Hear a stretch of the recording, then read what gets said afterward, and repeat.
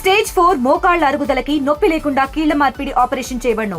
Doctor Ramesh Gajula, endoscopic spine ortho surgeon and pain physician, Panacea spine pain ortho and sleep centre, Uppal, Hyderabad. Tourism శాఖ మంత్రిగా బాధ్యతలు తీసుకున్న తర్వాత కడప అంటే రాయలసీమ పైన ఒక రకంగా రాయలసీమలో ప్రత్యేకించి టూరిజం కారిడార్గా ఏర్పాటు చేసే దిశగా అడుగులు వేస్తున్న నేపథ్యం. ఈ నేపథ్యంలో రేపు సీఎం చంద్రబాబు కూడా జమ్మలమడుగు నియోజకవర్గంలో పర్యటించినారు. ఈ నేపథ్యంలో తన శాఖకు సంబంధించినటువంటి 2 పనులకు కూడా రేపు ప్రారంభోత్సవం జరుగుతున్న నేపథ్యంలో మనతో పాటు పర్యాటక శాఖ మంత్రి కందుల దుర్గేష్ గారు ఉన్నారు. ఆయన అడిగి తెలుసుకుంటారు. చెప్పండి సార్, ఎలా ఉంది అసలు ఇప్పటికే మీరు రకంగా కారిడార్ గురించి, అదే ఒంటిమిట్ట కోదండ రామాలయం కావచ్చు, నందలూరు స్వామినాథ స్వామి ఇలా కారిడార్గా గుర్తించామన్నారు. ఎంతవరకు అది వచ్చింది, ఏంటి అసలు?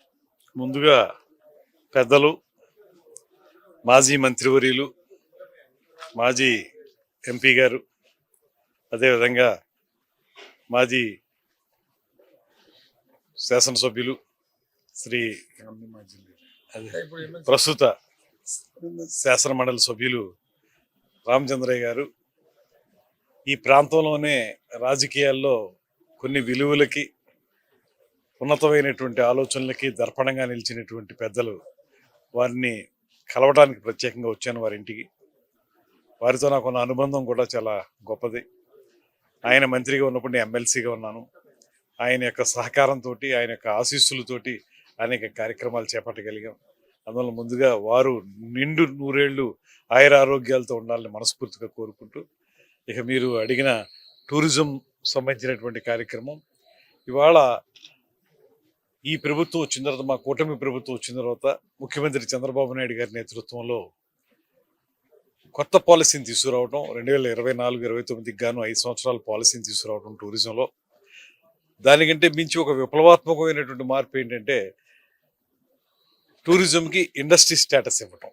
దానివల్ల ఇవాళ కొత్త పెట్టుబడిదారులు ఎవరైతే ఉన్నారో వారందరూ కూడా చాలా పెద్ద ఎత్తున ముందుకు వచ్చి టూరిజం యాక్టివిటీస్ టేకప్ చేయడానికి ఇవాళ రాష్ట్రంలో ముందుకు వస్తూ ఉన్నారు. ఇలాంటి తరుణంలో ఒక పక్కన కేంద్ర ప్రభుత్వం యొక్క సహకారంతో వారి సాస్కీ ప్రోగ్రాం కానీ, సిబిడిపి ప్రోగ్రాం కానీ, అదేవిధంగా స్వదేశ్ దర్శన్ కానీ, ప్రసాద్ స్కీమ్ కానీ, వీటి ద్వారా రాష్ట్రంలో ఉన్నటువంటి దేవాలయాలు, అదేవిధంగా వాటి చుట్టూ ఉన్నటువంటి పర్యాటక ప్రదేశాలు, అదేవిధంగా అఖండ గోదావరి లాంటి ప్రాజెక్టు మా రాజమండ్రి ప్రాంతంలో, ఇక్కడ గండికోటలో రేపు ముఖ్యమంత్రి గారు శంకుస్థాపన చేయబోయేటువంటి గండికోట ప్రాజెక్టు, ఇలాగ అనేక కార్యక్రమాలని చేపట్టడం ద్వారా సంవత్సర కాలంలోనే చాలా ప్రగతి తీసుకురాగలిగాం.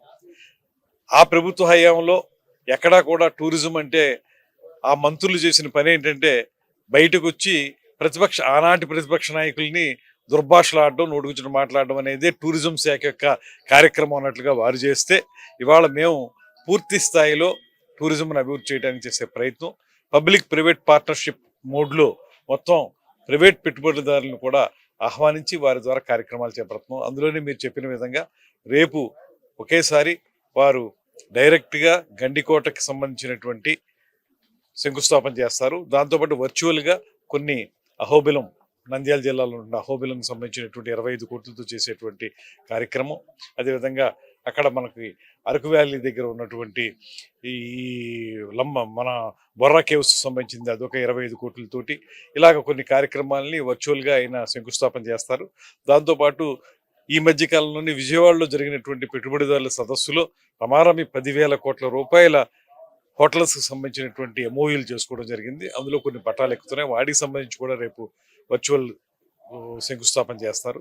ఇలా చూసుకుంటే మొత్తంగా టూరిజంను అన్ని విధాలుగా అభివృద్ధి చేయడానికి, ముఖ్యంగా రాయలసీమ జిల్లాల వరకు వచ్చేటప్పటికి ఇక్కడ అద్భుతమైనటువంటి అందాలు ఉండటం, ఒక పక్కన టెంపుల్ టూరిజం, మరో పక్కన ఎకో టూరిజం, ఇంకో పక్కన అడ్వెంచర్ టూరిజం, అదేవిధంగా వెల్నెస్ టూరిజం, ఇలాంటి అన్ని రకాల టూరిజం యాక్టివిటీస్కి పూర్తి స్థాయిలో అవకాశాలు ఉన్నటువంటి ప్రాంతం రాయలసీమ జిల్లాలు. అందుకే త్వరలోనే తిరుపతిలో మేము ఒక కాన్క్లేవ్ని ఏర్పాటు చేస్తున్నాం. ఆ కాన్క్లేవ్లో ఇంకా ఏ రకంగా అభివృద్ధి చేయొచ్చు రాయలసీమని టూరిజం ప్రకారంగా అనేటువంటి మాటను కూడా నిర్ణయించబోతున్నాం. అందులో భాగంగానే మీరు చెప్పిన ఒంటిమిట్ట కానీ ఇతరత్ర ఏవైతే ఉన్నాయో వాటిలన్నింటినీ కూడా టెంపుల్ టూరిజం కింద ప్రసాద్ స్కీమ్లో తీసుకురావడానికి, అదేవిధంగా సాస్కీ స్కీమ్లో ఇతరత్ర టూరిజం యాక్టివిటీస్ చేయడానికి కూడా ఒక కార్యాచరణ ఏర్పాటు చేసుకున్నాం. ఏమైనప్పటికీ కూడా ఇవాళ టూరిజం ద్వారా ఎంప్లాయ్మెంట్ క్రియేషన్ కోసం కూడా చాలా పెద్ద ఎత్తున ఆలోచిస్తున్నాం. ఒక పక్కన రెవెన్యూ రావడం అనేటువంటిది ఒక విధానం అయితే, రెండోది ఎంప్లాయ్మెంట్ జనరేషన్కి పెద్దగా ఉపయోగపడేటువంటి రంగం టూరిజం రంగం. అందువల్ల డైరెక్ట్ ఎంప్లాయ్మెంట్, ఇండైరెక్ట్ ఎంప్లాయ్మెంట్ రెండు ఉంటాయి కనుక ఈ రెండింటిని దృష్టిలో పెట్టుకుని దీన్ని పెద్దగా ముఖ్యమంత్రి గారు ప్రోత్సహిస్తూ ఉన్నారు. అదేవిధంగా ఉప ముఖ్యమంత్రి పవన్ కళ్యాణ్ గారు సహకారం అందిస్తూ ఉన్నారు. వీరిద్దరికీ పైన నరేంద్ర మోడీ గారు అక్కడ ఉన్నటువంటి టూరిజం శాఖ మంత్రులు షెకావత్ గారి ద్వారా మాకు ఎంతో సహకారం అందిస్తూ ఉన్నారు.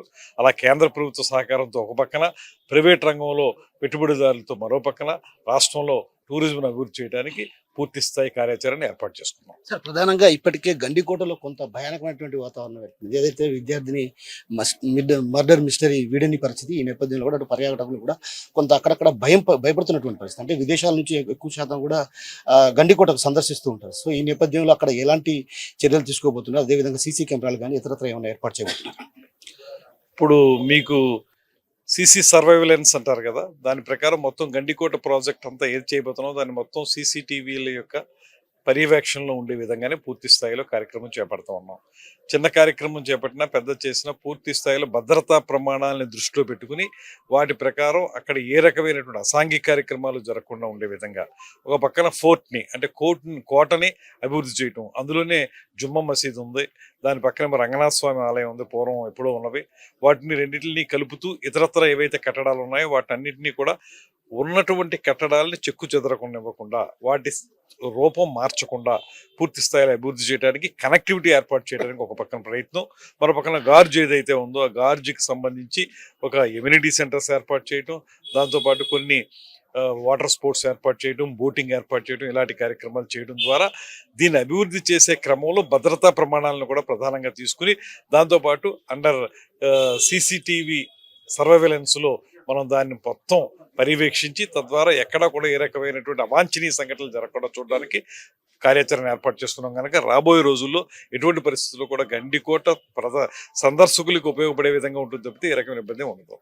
ప్రధానంగా సిద్ధవటం కోటను కూడా గతంలో మీరు సందర్శించారు. అయితే గండికోటతో పాటు సిద్ధవటం కోటను ఏమన్నా డెవలప్మెంట్ చేసే అవకాశం అంటే ఈ పర్టికులర్ ప్రాజెక్టు గండికోట వరకు చేస్తా ఉన్నాం. సిద్ధవటం ఉంది, ఒక్క సిద్ధవటమే కాకుండా సిద్ధవటం కూడా ఈక్వల్లీ ఇంపార్టెంట్ ఫోర్ట్. అది కూడా దాన్ని ఇంకా ఇతరత్ర చుట్టుపక్కల ఉన్నటువంటి ఇతరత్ర ప్రకృతి అందాలు ఉన్నటువంటి ప్రదేశాలని కలుపుకుంటూ ఒక సర్క్యూట్గా చేసి ఒక రోజు చూడడానికి వచ్చిన వాళ్ళు 2-3 రోజులు ఉండడానికి ఏ రకమైనటువంటి వసతులు ఏర్పాటు చేయాలి, అక్కడ ఏ రకమైనటువంటి స్టార్ హోటల్స్ లేకపోతే ఇతరత్ర మనం రిసార్ట్స్ ఏర్పాటు చేయాలనేటువంటి అంశం మీద కూడా మేము ఆలోచిస్తూ ఉన్నాం. దాన్ని కూడా ఒక ప్రపోజల్ తయారు చేసి రాబోయే రోజుల్లో దాన్ని కూడా టేకప్ చేస్తాం. సో మొత్తం మీద పర్యాటక రంగాన్ని అభివృద్ధి పరిచే దిశగా అడుగులు వేయబోతున్నా కేంద్ర ప్రభుత్వం సహకారంతో కూడా ఇవన్నీ జరుగుతున్నాయి. మరోవైపు P4 విధానంతో పెట్టుబడులు తీసుకొచ్చి ప్రధానంగా ఇక్కడి నుంచి డెవలప్మెంట్ చేసే దిశగా కూడా అడుగులు వేయబోతున్నాం అనేటువంటి విషయాన్ని చెప్తుంటే, మరోవైపు గండికోటలో ఏదైతే రక్షణ లేని కారణంగా కూడా అక్కడక్కడ కొంత భయానకమైనటువంటి వాతావరణం కనిపిస్తున్న నేపథ్యంలో అక్కడ ప్రత్యేకమైన దృష్టి సారించి సీసీ కెమెరాలను ఏర్పాటు చేసే దిశగా కూడా అడుగులు వెళ్ళబోతున్నాం. ఖచ్చితంగా పర్యాటకుల రక్షణే తమ ధ్యేయంగా పనిచేస్తా ఉన్నటువంటి విషయాన్ని మనతో పాటున్నటువంటి మంత్రి కందుల దుర్గేష్ చెప్తున్నారు. కెమెరా హరితో కిషోర్, RTV కడప నుంచి. తెలుగులో ఫాస్టెస్ట్ న్యూస్ ఇప్పుడు కొత్త అవతారంలో 5 సెకండ్లోనే పూర్తి వార్తా సమాచారం మీ చేతిలో. సోషల్ మీడియా ట్రెండ్స్ మీ కళ్ళ ముందుకే live TV and voice search options తో ఇప్పుడే డౌన్లోడ్ చేయండి. యాప్ లింక్ డిస్క్రిప్షన్ లో ఉంది.